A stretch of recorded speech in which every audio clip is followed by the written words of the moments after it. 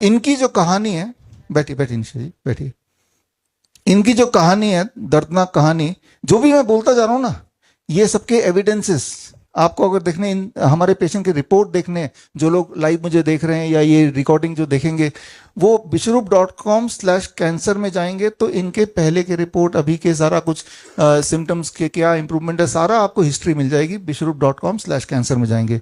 या फिर मैं मेमोग्राम के बारे में जो बोला, मैंने बायोप्सी के बारे में जो बोला, कीमोथेरेपी के बारे में जो बोला, उन सब के एविडेंस भी आपको इस लिंक में दिख ही जाएगा। तो हम बात कर रहे थे निशा जी की, इनके भाई यहाँ पे बैठे हैं सामने। All India Institute of Medical science, जो कि एक जाना माना नाम है, सारे भारत के लोग इस पे फेथ करते हैं। लेकिन कोई भी बड़ा हॉस्पिटल हो, उसमें प्रोटोकॉल तो सेम ही है। और आप निशा जी वहीं गई पहले, जैसा कि आमतौर पे होता है, और इनके होश तब उड़े जब वो गई थी, और जब हमारे पास आई थी तब की अगर फोटो देखें, निशा जी की फोटो आप देख रहे हैं यहाँ पे, ये जो कीड़ा है ये आपके ही गाल से निकला हुआ कीड़ा है। जब आप हमारे पास आई थी तो इस हालत में आई थी, और ये उनका गाल तब था जब अपना पीछा छुड़ा के All India Institute of Medical Science Bhubaneswar से यहाँ पे आई थी। और इसमें ये हालत थी तब, पहले, राइट, इलाज के बाद, हमारे यहाँ आने से पहले ऑल इंडिया इंस्टीट्यूट का। ये आप ये फोटो को ध्यान से देखिए, ये तब की फोटो है जब लगभग ठीक है, जब इस हालत में आप हॉस्पिटल गए कि देखते हैं जरा ये छोटा सा एक गांठ दिख रहा है, क्या है। ऐसे ही शुरू होती है कहानी, समझना होगा कि छोटा सा कुछ दिख रहा है, डॉक्टर से जांच करा लेते हैं, यही सोचते ना। और इस जांच के दौरान डॉक्टर ने जो जो बोला, वो तीसरे बंदर की तरह, बायोप्सी करा लो, करा लेते हैं, कुछ नहीं निकला, दोबारा बायोप्सी करा लो, कैसे नहीं निकला, दोबारा करा लेते हैं। अच्छा तो सर्जरी करानी पड़ी, वो भी करा लेते हैं। अच्छा तो कीमोथेरेपी करा लेते, वो भी करा लो। लेकिन इनके होश तब उड़े, इनकी आंख तब खुली जब इनको एक शाम डॉक्टर ने बताया कि कल आपके पूरे गाल को काटना पड़ेगा और ये आंख निकालनी पड़ेगी। और तब लिटरली इनके भाई यहाँ हैं, अपनी बहन को लेके, अपनी दीदी को लेके भाग के हिम्स मेरठ पहुंच गए। हिम्स मेरठ पहुंचने के 12 दिन के अंदर अंदर ही उनके आंखों में रोशनी पूरा दिखाई देने लगा, और ये लगभग सूख गया। और अब आपके सामने, ये पिछले महीने की बात है, अब आपके सामने निशा जी यहाँ पे हैं। निशा जी आप यहाँ पे आ जाएं, इस चेयर को ले लें, आप भी आ जाओ। या हाँ ठीक है, तो ये कैमरा इधर भी आ जाएगा ना, दिख जाएगा ना। हाँ कैमरा इधर, आप बैठे रहिए, आप इधर बैठ जाइए। हाँ बैठे भी रह सकते हैं, तब भी कैमरा फोकस कर ही लेगा। तो आप जरा जूम करके देखें।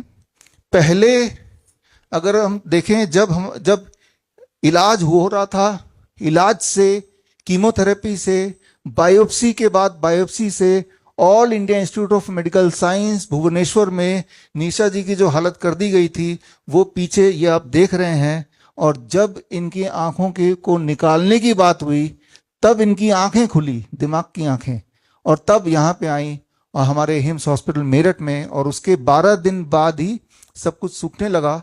जो हमने थेरेपी जो मैंने बताई वही थेरेपी दी, और अब आपके सामने, आंखों के सामने है कि आप देख रहे हैं कि लगभग पूरी तरह सूख गया, वो बिल्कुल नॉर्मल हो चुकी हैं।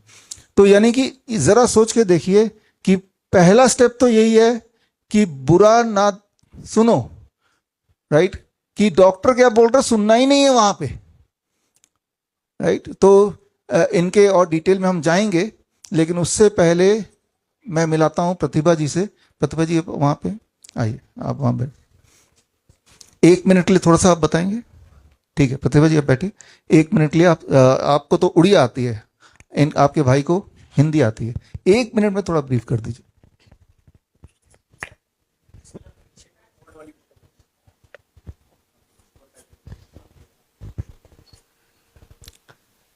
तो सारे देशी वेशियों को हमारा प्रणाम। तो पहले हम इनके मुंह में छोटा सा दाना, जैसे अभी विश्वरूप सर ने बताया है, तो इतना कुछ निकला था। तो हम लोगों ने उनको, जो एम्स है, भारत का सबसे बड़ी एम्स है भुवनेश्वर में, तो वहाँ लेके गए। तो उन्होंने सजेस्ट किया तो इनको बायोप्सी कराओ।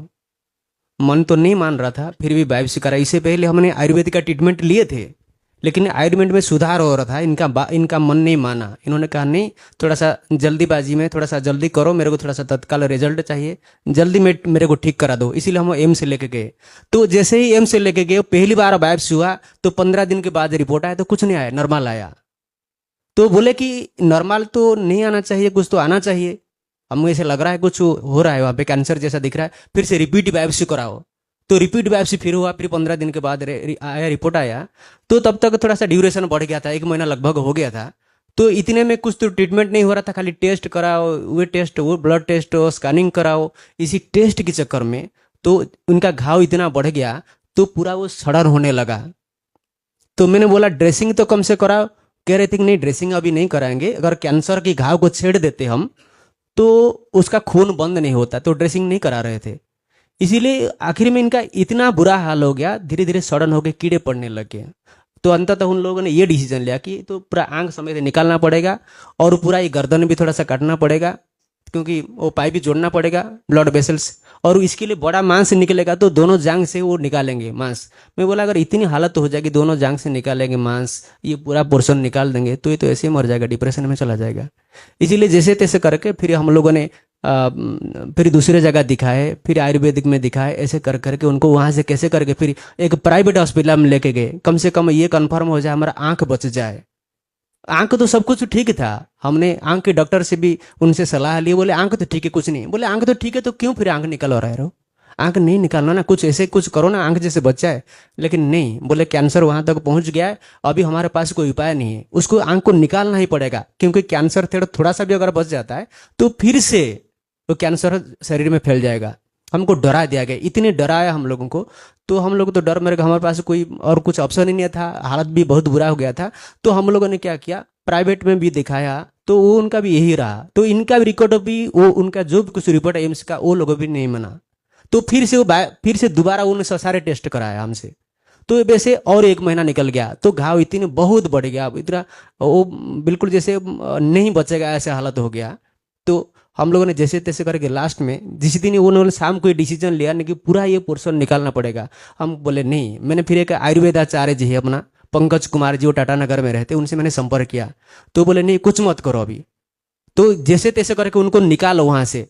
तो उसी वक्त फिर मैंने वो विश्वरूप सर का जो वीडियो वायरल हो रहा था वो मैंने देखा।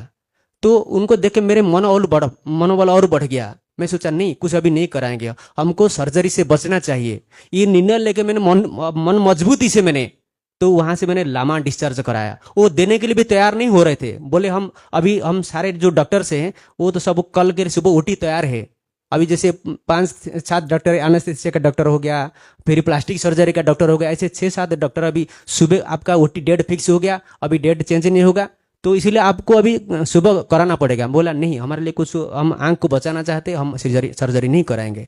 तो इसीलिए हमको आने नहीं दे रहे थे वहां से। तो हम रात को पुलिस स्टेशन में गया, तो फिर बहुत मुश्किल से फिर दूसरे पुलिस स्टेशन में गया जाके वहां से पुलिस वैन में हम लेके गए अस्पताल।